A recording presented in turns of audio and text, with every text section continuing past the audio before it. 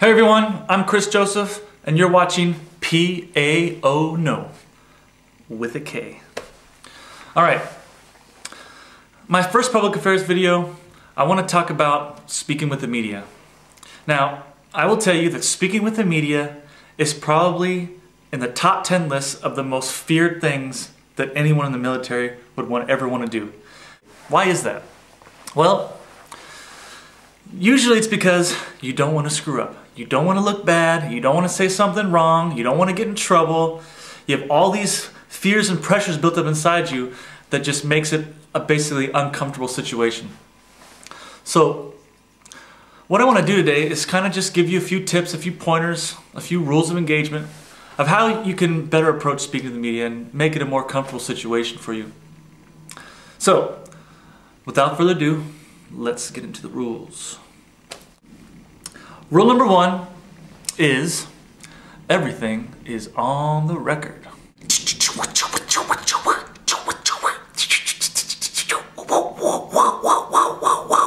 Okay, I don't mean literally a record, but what that means is when you're on the record, that means everything you say from the time that journalist sits down in front of you to the time that he leaves the base means that he could use whatever you say to be published. So if he turns off the camera, if he puts his pen down, if he says, hey, let's talk off the record, you're still on the record, okay? That's what that means. So let me give you a quick example of what it means to be on the record, or I should say, how to screw up if you're on the record, all right? Check it out. And I really think that many of our soldiers do it in the future as well. Good? Alright, cool. Yeah, so anyway, did you catch that election, man? Oh my god. Anyway, hey, you wanna go to this bar? I think I know this bar where Obama and Tiger hang out. Yeah, and you know, they're there with the ladies, and I don't mean their wives. Oh no. Rule number 2. Stay in your lane. Stay in your lane basically means that you only talk about what you know, your area of expertise. Right here. Stay right here. Don't go out here. Don't go here. Right here. What I mean is, whatever your job is, whether you're a truck driver, whether you're a military policeman, whether you're a supply person, your expertise is in your job. I mean, unless of course you're a PAO and you know it all. Okay, if you're a supply and someone asks you to talk about military police operations, you weren't trained on how to be an MP, so how can you talk about it with any accuracy? All you're going to do is basically talk about what you think you know, but it probably isn't going to be the facts. So that's what stay in your lane means. And another part about stay in your lane is, you know, if someone asks you a question, don't feel pressured that you have to answer every question. If it's out of your lane and you don't know about it, just say, I don't know. No comment. We're not perfect, we don't know everything, so don't feel like you have to be a walking Wikipedia and answer every question with 100% accuracy. Talk about what you know, your job, your lane, and you'll be fine. Rule number 3 is to speak so that grandma can understand you. Grandma, you know, she's gotten a little slower, she's gotten a little hard of hearing, so you don't want to speak either too soft. You don't want to speak too loud! You don't want to speak too fast, you don't want to speak too fast, and you don't want to speak, you know, you don't want to speak incoherently. So, another part of speaking so that grandma can understand you is that you don't use all that military jargon that you're used to using every single day, alright? So if the journalist asks you a question like, so what did you do today? And you say, yeah, I got out of the APC and put on my LBV and then went to the DFAC and Cookie told me that I needed to do more PT. Grandma's not going to understand that, right? Unless she's a really smart one. But by and large, speak so Grandma can understand. Speak slow, speak in very short sentences. Don't use any military jargon. And you've got 3 nailed.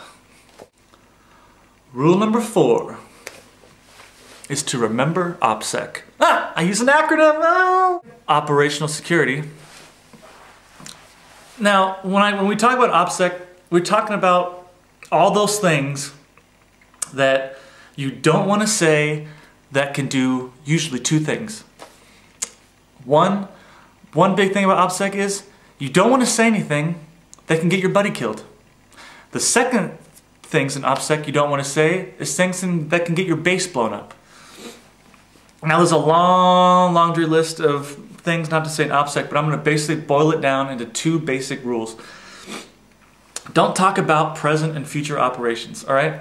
If something's going on right now or you know something that's going to happen and you know the details of that, that's something you don't want to talk about. Because as our enemies are watching us, if you go ahead and tell them, you know, this is what I'm doing now and we're right here, or I know that in a month we're going to be at this location, you know, that could get your buddy killed. You know, that could also get your base blown up. So you don't want to talk about present and future operations, pure and simple. Now the other part of that is you don't want to talk in specifics, and you don't want to talk about specific locations, times, anything like that. Speak in approximations. All right. Don't say that your unit has exactly 154 soldiers. Say that you have approximately 150 soldiers. You know, don't say that. You know, we're going to be on Camp Victory on the northeast side in Building 245 for the next 4 weeks. You know, that's giving away too much information. Just say, we're going to be stationed at Camp Victory, and you'll be fine. So that's OPSEC. Now there's a lot of stuff that goes into OPSEC, but that pretty much breaks it down nice and easy for you. Rule number 5. Be professional. So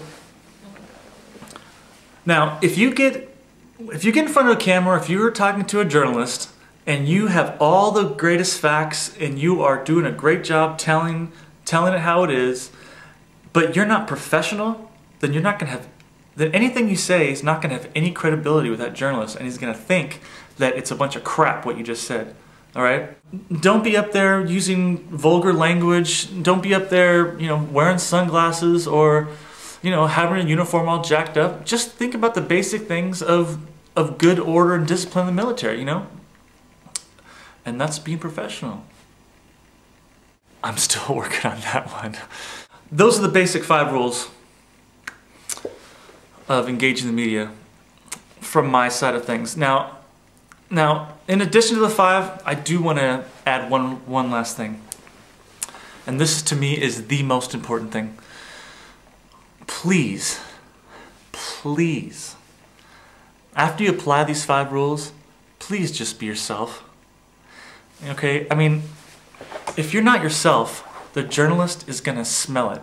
He's going to smell that you are some program military machine that has had all your messages uploaded into the chip inside of your brain, and when he asks the questions, you download the correct response. That's not the way to go, all right? Try to just be yourself. Try to just have a conversation. That's the bottom line. And also, if you feel like you can get to the point where you're just having a conversation and being yourself, you're gonna feel more comfortable with your answers. You're not gonna feel so tight that you're gonna say something wrong. Okay? Being yourself is very, very important. So that's it. That's speaking with the media. I'll have more videos about speaking with the media and you know, how to, you know, other parts in public affairs. So stay tuned, and now you know. How do you do a K in sign language? Like that? I can't remember. Okay. Bye-bye.